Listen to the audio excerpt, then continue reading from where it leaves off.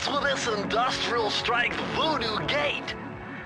Miss Ruby must really be trying to keep something out. Or maybe she's trying to keep something in.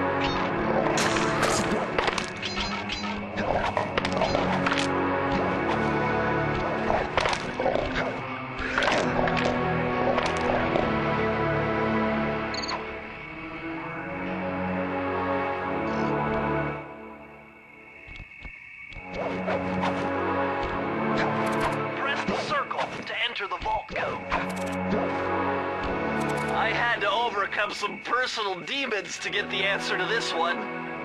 Try 4, 4, 4.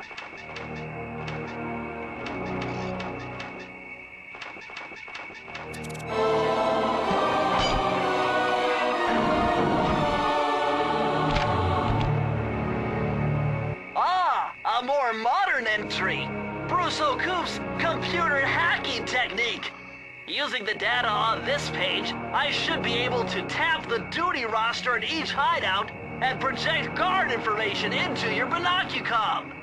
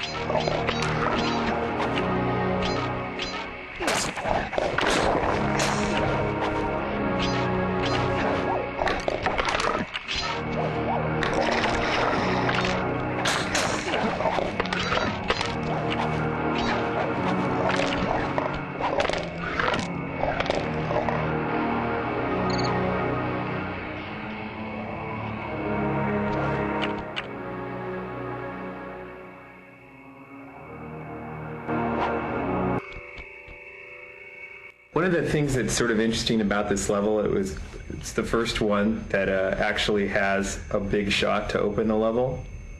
As we were developing the product, this was the first game level that we built that had that, yeah. Yeah, so that there's a really low camera looking up at the gate to try and give the sense that there was something very large inside, and to kind of be imposing, like the gate in the original King Kong movie.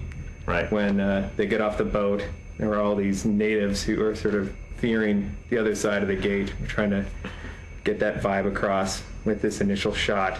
Also, one of the sort of the design goals for the level was to focus on Sly's rail run move. So there are a lot of branches that you can jump on, and feeling pretty ninja-like as you can move on these surfaces that a normal person can't. So Sly, being upgraded to the point of near master thief, is able to traverse the treetops in this very cool kind of anime way.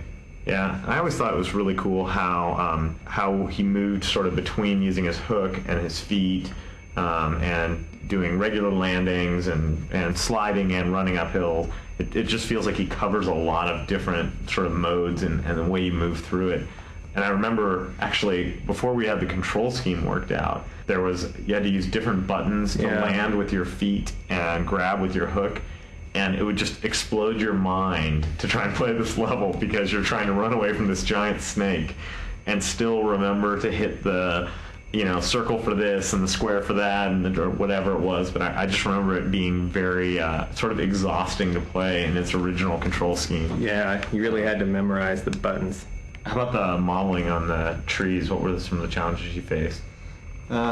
Actually, going over poly budget was the biggest challenge, I think, because they're such cool, scary shapes. We wanted to get out of that, and to get the kind of gnarled branches that we wanted. It was easy to go over poly budget, and there's so many of them. That just added up to be kind of a nightmare. We had to go back in and redo some of the modeling and kind of limit our use of the trees, but it turned out looking pretty good, I think. Did you have to go through any kind of special rigmarole to make sure that the true gameplay path was clean? But I mean, because there are a lot of kind of side branches that don't look playable, yet they exist in the world. Yeah, I pretty much went through the game tree by tree and placed each branch with a reason. I didn't just go in and just start do every branch. Every branch has a reason. Well, that's I mean, you can see it. Every branch that's in the gameplay zone, right? Because I mean, there's those top branches that you can never get to. Right. The top branches aren't too bad, but some of the branches sticking out of the side of the trunk are separate models, and I put them in there only for visual reasons and to get them out of the way, if they were in the way of gameplay.